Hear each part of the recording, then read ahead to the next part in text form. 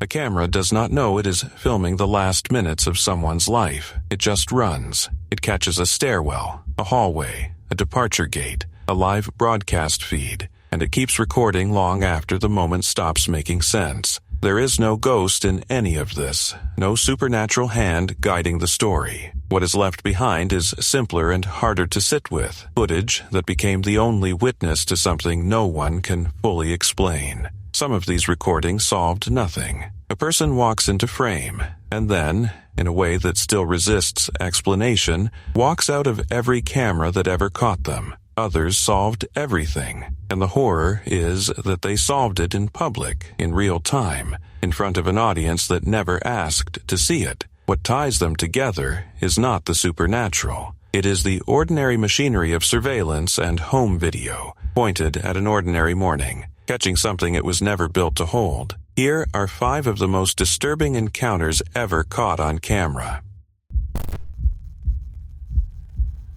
It is April 2006, a little after 1 in the morning, at the South Campus Gateway complex near Ohio State University in Columbus, Ohio. A security camera watches an escalator that carries people up toward a bar called the Ugly Tuna Saloona. At 1:15 a.m., it records a 27-year-old medical student named Brian Schaffer riding up that escalator with 2 friends on the last night of his life that anyone can account for. Schaffer had reason to be out. He was a second-year student at Ohio State's medical school, about to leave the next day on a trip to Miami with his girlfriend, and the night had started as an ordinary round of bar hopping to mark the beginning of spring break. He and a friend named William Florence made their way along the strip and ended up at the Ugly Tuna, a bar on the upper level of the Gateway building, an area the complex had wired with security cameras because of concerns about crime nearby. The cameras did their job. They caught Schaffer arriving. They caught him inside over the following hour. And at around 1:55 a.m., they caught him outside the bar's entrance, talking briefly with 2 young women, saying something to them, and then stepping out of the camera's view. The bar was closing. People were filtering out and heading home. And that is where the record simply stops, because the footage never caught Brian Schaffer coming back down. There is video of him going up the escalator into the bar. There is no video of him ever coming down it. Investigators who reviewed the recordings frame by frame have said they can state with near total certainty that he did not leave the way he came in. The main entrance was the way in, and it was watched. He was there, on camera, at closing time, and then he was not anywhere the cameras could see. That is the part that has kept the case alive for 20 years. The building is not a sealed box. There were other doors. One route near where he was last seen led toward a construction area with an exterior exit,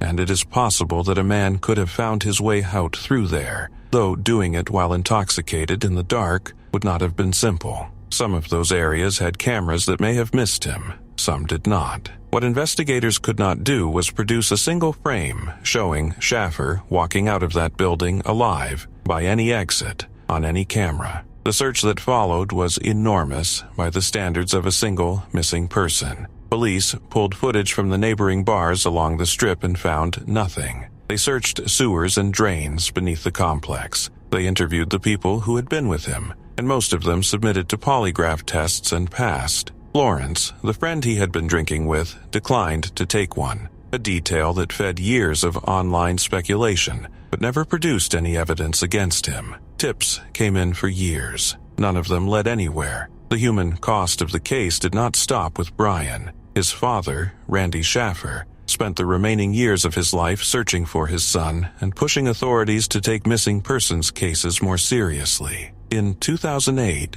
2 years after Brian vanished, Randy died in a freak accident, struck by a falling tree branch. He never learned what happened to his son. Before he died, though, he had lobbied for changes to how Ohio handled missing adult cases, and those efforts outlived him. 2 decades on, there is no confirmed sighting of Brian Schaffer anywhere. No body has been recovered. The theories range from an accidental death somewhere in or around that building to a deliberate walk into a new life, and none of them can be proven or ruled out. What remains is the footage. A young man riding an escalator up into a crowded bar, stepping out of frame at closing time, and never once appearing on the cameras that should have caught him leaving. It is November 22nd, 1963, in Dealey Plaza, Dallas, Texas, a little before 12:30 p.m. Central Standard Time. Abraham Zapruder, a Dallas dressmaker, has climbed onto a concrete pedestal along Elm Street with his Amy Bell and Howell camera, hoping to get a clear shot of the president's motorcade as it passes below. There is nothing unusual about the setup. Zapruder is one of hundreds of people lining the route that morning, and he is doing what plenty of them are doing, holding up a home movie camera to catch a few seconds of history, a wave from a passing car, something to keep. He has no way of knowing that the next 26 seconds of film will outlive him, outlive the Warren Commission, outlive every person standing near him on that pedestal. The motorcade turns onto Elm Street and comes into view. Zapruder's camera is running. 486 frames pass through the gate in under half a minute. Somewhere in the middle of that stretch, a shot rings out and strikes President John F. Kennedy. Zapruder keeps filming. A few seconds later, at frame 313, the fatal headshot occurs, caught in full on the film. Zapruder does not stop the camera. He does not look away. The lens simply keeps recording what is in front of it, the way it was built to do. Witnesses who were near him that day described him as visibly shaken once the motorcade had passed and the shooting had registered. He did not try to sell the film that afternoon or hide it away. Instead, he had it developed that same day, aware of what he was holding even before anyone else had seen it. The footage cost him something to carry. He later said the images haunted him, and he had nightmares about what his camera had recorded. Life magazine acquired the film shortly after. The company paid Zapruder a reported sum for the rights, and he attached a condition to the deal that says a great deal about how he understood what he had filmed. He did not want frame 313, the frame of the head shot itself, published. When the magazine printed selected stills beginning with its issue dated late November 1963, that frame was withheld, giving the public its first look at individual moments from Dealey Plaza without the single most graphic one among them. But the full moving picture, all 26 seconds of it playing in sequence, was not shown to a general television audience for more than a decade. It stayed largely out of public broadcast until March 1975, when it aired on Geraldo Rivera's late-night program Good Night America on ABC, introduced with the help of assassination researchers. For roughly 12 years, the only Americans who had seen the film in motion were investigators, journalists with direct access, and the Zapruder family itself. When it finally played on television, the reaction was immediate, and it reshaped public argument about the assassination almost overnight. That gap mattered, because in the meantime, the film had already become the spine of the official investigation into the assassination. The Warren Commission examined it frame by frame, using it to help establish the timing and trajectory of the shots. Later investigations, including the House Select Committee on Assassinations in the 1970s, returned to it again and again. It has been described, without much argument, as the most closely examined piece of amateur film ever made. Every frame has been studied, enlarged, measured, and cross-referenced against eyewitness testimony for decades, and it remains the reference point against which every competing account of those seconds is tested. What makes the Zapruder film different from almost anything else in this list is its ordinariness before the fact. The other recordings here involve people whose behavior on camera already hints that something is wrong. Zapruder's film starts as nothing more than a man testing his aim on a passing car. There is no warning built into the first several seconds. The camera was pointed at a celebration, not a crime scene, and it only became the second because it never stopped rolling. A home movie meant for a family reel became the single most scrutinized piece of amateur footage in American history, and it did so by accident, 26 seconds at a time. It is March 22nd, 2011, aboard the Disney Wonder, a cruise ship sailing through the Pacific waters off the coast of Mexico. Somewhere on the crew decks, a security camera is running the way it runs every hour of every voyage, recording areas that almost nobody ever bothers to review. Rebecca Coriam was 24 years old, from Chester, Cheshire in England. She worked aboard the Wonder as a children's entertainer, the kind of job that put her in front of families all day and left her, off shift, moving through the crew-only spaces most passengers never saw. She had been with Disney Cruise Line for months by that point, well-liked by the people she worked alongside, the sort of young woman whose disappearance would later be described by everyone who knew her as completely out of character. The footage from that morning shows her at approximately 5:45 a.m., alone in a crew lounge, using one of the ship's internal phones. She is visibly distressed. Whatever the call is about, it has unsettled her enough that a fellow crew member notices and walks over to check on her. Corium indicates that she is fine. It is a brief exchange, nothing dramatic on its face. She finishes the call and moves out of the frame. No camera on the ship ever records her again. She missed her shift later that morning. When she couldn't be found in her cabin or anywhere else on board, the crew began searching the vessel. She wasn't there. The ship carried on toward its next port with a missing crew member, and no clear account of what had happened to her between that early morning phone call and the moment someone finally noticed she was gone. What followed only deepened the confusion. The response to her disappearance was slow, and her family would later argue, badly mishandled from the start. The investigation, when it came, was startling in its limits. A single detective from the Royal Bahamas Police Force was assigned to the case, flown out to meet the ship when it returned to port in Los Angeles. He spent about a day aboard the Wonder and interviewed only a handful of the roughly 950 crew members and none of the thousands of passengers who had been on board. By the time anyone with authority reached the ship, whatever might have been learned in the first hours had long since slipped away. Jurisdiction became its own obstacle. The Disney Wonder was registered in the Bahamas, which meant the Bahamas held nominal authority over any investigation into what happened aboard it. But the ship sailed out of an American port under an American corporate parent, which pulled American interest into the case as well. The result was a gap that no single agency fully owned. No body was ever recovered. No definitive account of what happened after that phone call was ever established. Her parents pushed hard against the story they were being told. They have said that Disney officials described Rebecca on the footage as drunk and enraged, banging her head against the walls, and that the video they were eventually able to see showed nothing of the kind. That discrepancy between the account they were given and the images they saw became one of the central grievances of a family who felt they were managing a corporation's reputation as much as searching for their daughter. In 2016, the family settled a civil claim against Disney out of court. Corium's family, back in Cheshire, has spent years since pushing for answers that have not come. They have raised the case with British officials, called for changes to how disappearances at sea are investigated, and continued to ask the same basic questions that were never resolved in 2011.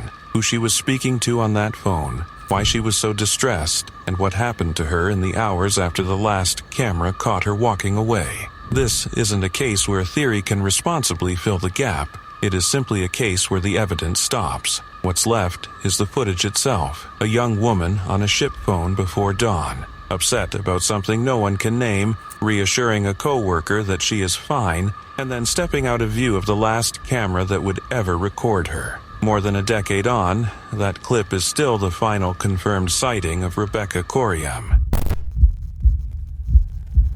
It is September 20th, 1988, near Belen, New Mexico, a little before mid-morning. There is no security camera in this story, not at the start. There is only a road, State Road 47, and a 19-year-old named Tara Calico riding her bicycle along it the way she did almost every day. The camera in this case comes later, and when it does, it makes the whole thing worse. Calico left her home that morning for a routine ride, telling her mother she would be back by noon because she had plans that afternoon. She never came home. When she didn't return, her mother drove the route looking for her and found nothing but scattered pieces of Calico's belongings along the roadside, parts of a Sony Walkman and a cassette tape, dropped in a line that her family came to believe she might have left deliberately, a trail marked in the only way she could. Her bicycle was never recovered. Witnesses reported having seen a vehicle following slowly behind her that morning, and then the trail, like Tara herself, simply ended. The case might have stayed a quiet, local tragedy. One more person vanished from a rural road, if not for what turned up 9 months later and more than 1,000 miles away. On June 15, 1989, in the parking lot of a convenience store in Port St. Joe, Florida, a woman found a Polaroid photograph lying on the ground. The image showed a young woman and a young boy, side by side, both bound and gagged with black duct tape, lying on what looked like the interior of a van. The woman who found the photo said it had been left in a spot where a white cargo van had been parked, driven by a man she could not identify. That photograph is the reason Tara Calico's name is still known, because when it was made public, people who had followed her disappearance looked at the young woman in it and saw Tara. There was a detail in the frame that deepened the fear. A paperback book resembling one from a series she was known to read, resting near her. And there was a hard fact built into the film itself. Polaroid confirmed that the specific film stock used to take the picture had not been available for sale until May 1989, which meant the photograph could not have been staged years earlier. Whoever the young woman was, the image of her, bound and gagged, had been taken recently, long after Tara vanished. What the photograph could not do was settle who she was. It was analyzed by some of the most capable forensic examiners of the era, and they did not agree. Scotland Yard, examining the image, concluded that the young woman was Tara Calico. Los Alamos National Laboratory studied the same photograph and came to the opposite conclusion, stating that the woman was not her. A subsequent FBI examination was inconclusive. 3 respected analyses, 3 different results, applied to a single degraded Polaroid found in a parking lot by chance. The boy in the picture was never conclusively identified either, and a theory linking him to another missing New Mexico child was later undermined when that child's remains were found elsewhere. The photograph has never been fully explained. The van and its driver were never identified.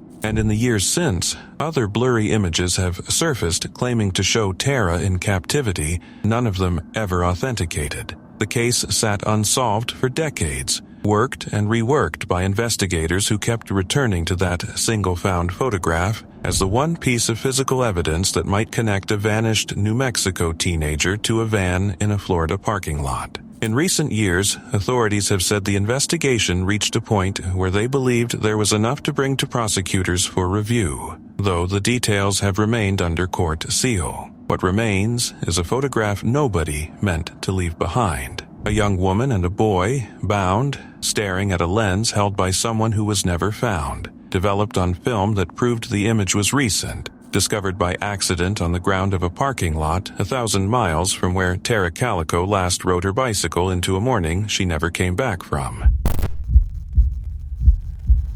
It is August 26, 2015, approximately 6:45 a.m. Eastern Time, at Bridgewater Plaza on Smith Mountain Lake, near Monada, Virginia. WDBJ, a CBS affiliate out of Roanoke, is running a live morning segment. Reporter Allison Parker, 24 years old, stands with a microphone. Cameraman Adam Ward, 27, films beside her. They are interviewing Vicki Gardner, the executive director of the local Chamber of Commerce, about tourism ahead of the lake's 50th anniversary. It is the kind of segment that airs on local news every day and draws no attention afterward. Partway through the interview, Vester Lee Flanagan II approaches. Flanagan is a former WDBJ employee, fired from the station roughly 2 years earlier, who had worked on air under the name Bryce Williams. He raises a handgun and opens fire on the 3 of them during the live broadcast. Parker and Ward are killed.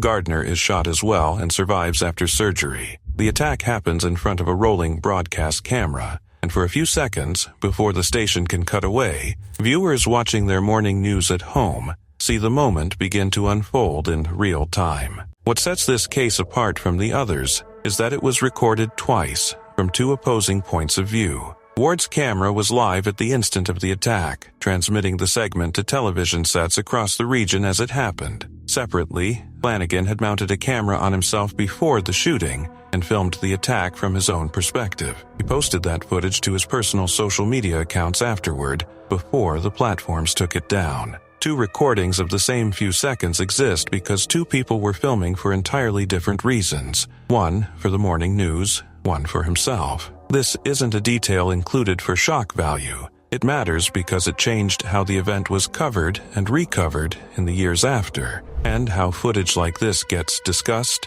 shared, and in some cases deliberately kept alive online long after the people connected to it have asked for it to stop circulating. After the shooting, Flanagan fled the scene in a rental car. A manhunt followed. Hours later, as state police closed in on Interstate 66 in Northern Virginia, his vehicle ran off the road. Officers found him inside with a self-inflicted gunshot wound, and he died that day. In the years since, Allison Parker's father, Andy Parker, has become one of the most visible advocates in the country on gun violence and on the handling of violent footage online, campaigning to have the recordings of his daughter's death removed from the platforms that keep hosting them. Rather than retreat from the case, the families of both victims have stayed public and active, insisting on being the ones who define how it is remembered. What remains is a routine local broadcast that turned, in the space of a few seconds, into one of the most thoroughly documented acts of violence in American television history, caught twice over,